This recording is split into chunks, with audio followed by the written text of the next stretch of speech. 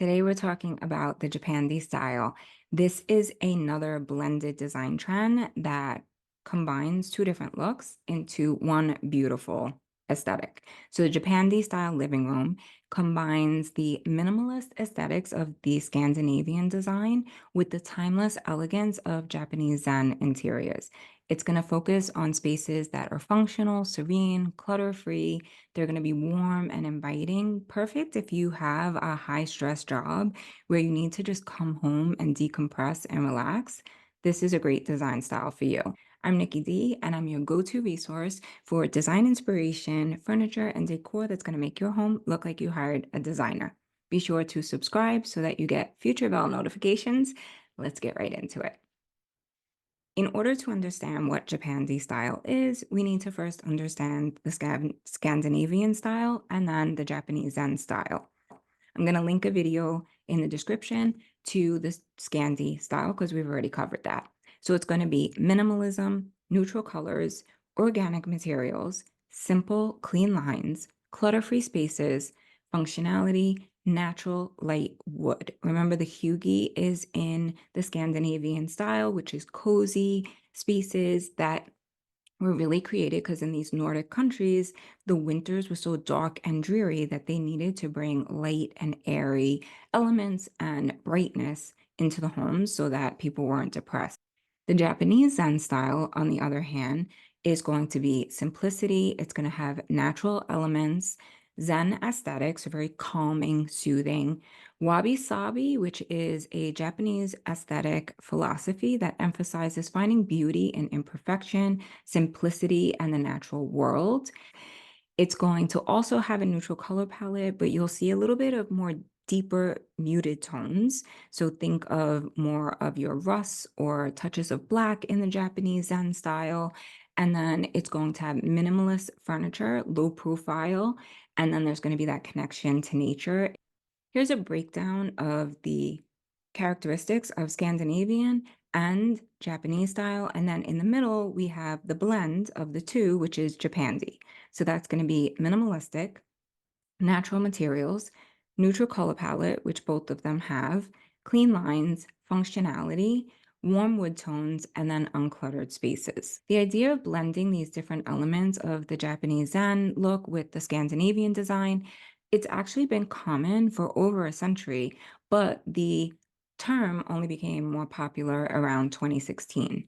And the best part of this look is really how it makes you feel, because it's going to make you feel calm, soothing, restful, peaceful. So if you have a intense, high pressure job, this is a great style because you're going to come home from work and you're just going to want to relax and chill. So what are the rules of the Japandi style? So we're going to have minimalism. So we want to have clean lines, decluttered. Some of these terms get repeated, but it's kind of to drive the point home. Natural materials. So we're going to have woods like bamboo, oak, light oak. We're going to have functionality. So each piece is going to have its purpose and its place. Neutral color palette. So again, those soft tones. And then texture. So the thing about having a neutral color palette is by layering different textures, then you create interest and balance in your space. When talking about our neutral color palette, this is going to make our space feel spacious and serene.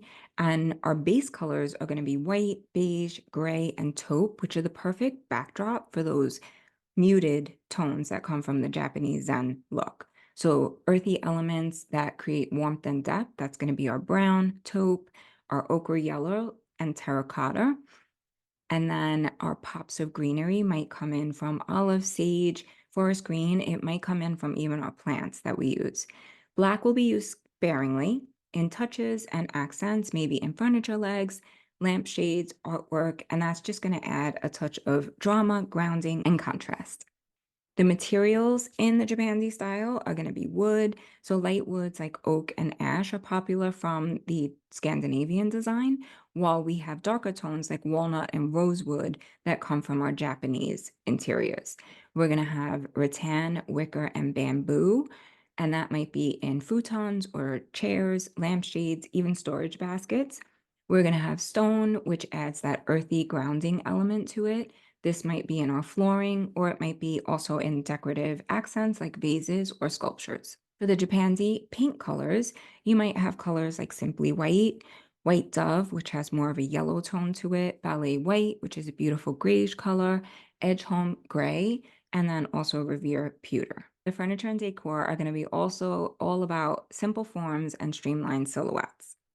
Hugie, which is that look of coziness and just that warm, inviting element, is going to be found in plush sofas that are low profile. That wabi sabi that appreciates the imperfection is going to be highlighted in clean lines, raw materials of the wood, and it's just going to be a sanctuary for mindful living. In our furniture and decor, highlighting minimalism, natural elements, functionality, and then the Japanese touches like the low profile seating or else our shoji screens, having hand glazed ceramics, which if you know how to do ceramics, this is a great opportunity to bring your own personality and style and be creative and create those ceramic pieces because they don't have to be perfect for this design style. That goes back to our wabi sabi. Sofa styles for the Japandi look is going to have mixes of linen and cotton fabrics, clean lines. We might have a plinth wood base, multi-purpose shelves at the end of the sofas, angular details, asymmetrical look. We can also have the rounded curve shapes, which are popular in the Scandinavian design style, and then low profile day beds, for example, with open-ended sides, walnut wood, which gives a little bit of contrast, and then cane mixed with wood. So those cane and rattan elements.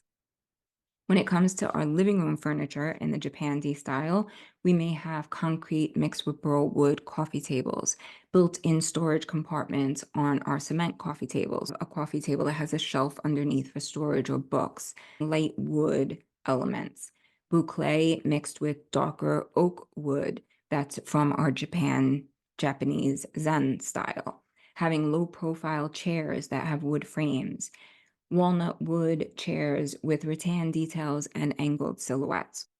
These are all great examples of the Japandi living room furniture, which I'll also link below so that you have a resource of where to shop. Textural contrast is important, so having layers of linens, cotton, and wool, using throws on those harder wood chairs maybe to soften it up, linen drapes for warmth and interest, and then minimalism in your patterns, so mixing stripes, grids, and maybe just a simple floral motif. Our fabrics are going to be fabrics like linen, cotton.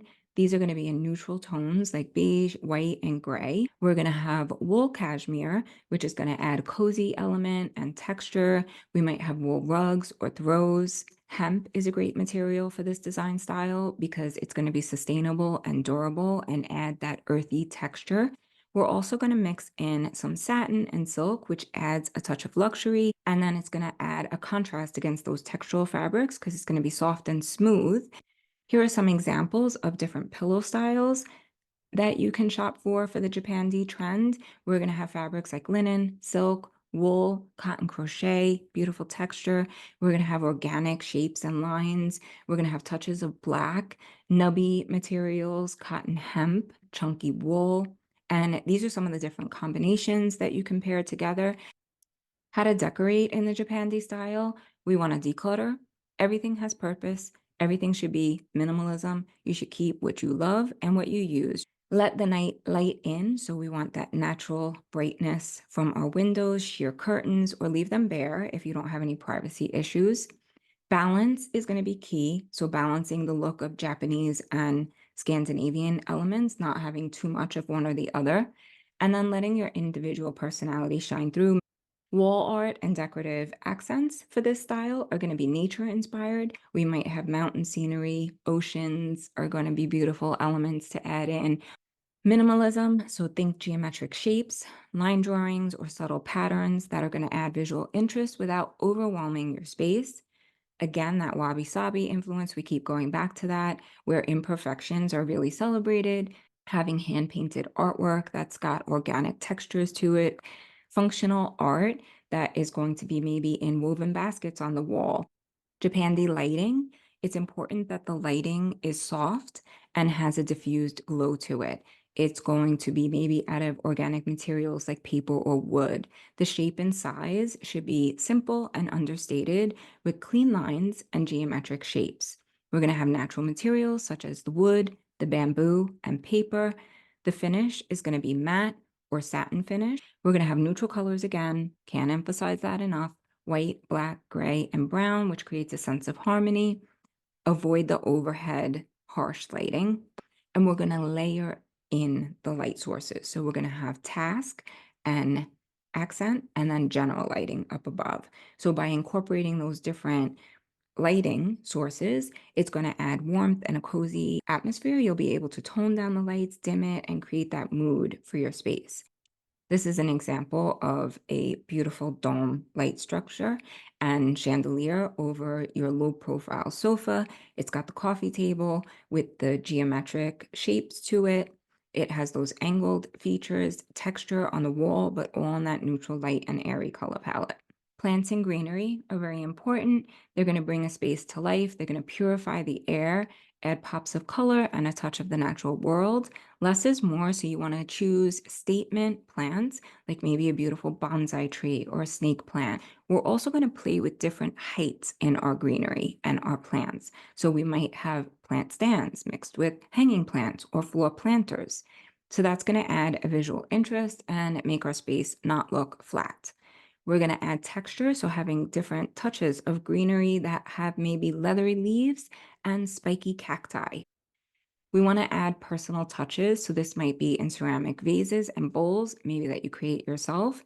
Black and white artworks, Wabi Sabi inspired, so bringing in that handcrafted pottery, vintage vines, weathered wood accents, or bonsai trees will give that touch of zen, and those are just beautiful, and they have that natural organic shape to them, which is just so fun. Your Japandi living room decor is also important. We might have rattan screens to divide different spaces, wabi-sabi wall art, having ceramic vessels that are in organic shapes, sculptured textural stoneware. That tea branch is great as just a raw natural element to bring the outdoors in. This is the design that was created from all those different pieces brought all together to show you how you can bring this look into your home. There will also be a PDF of this presentation linked below. Just sign up for the email and you'll get that PDF cheat sheet so that you can use it as a resource when you're shopping for your home. I hope that this was helpful. I hope you learned about the Japandi design style. Be sure to like, share, and subscribe so that you get future content, and have a great day. Happy designing.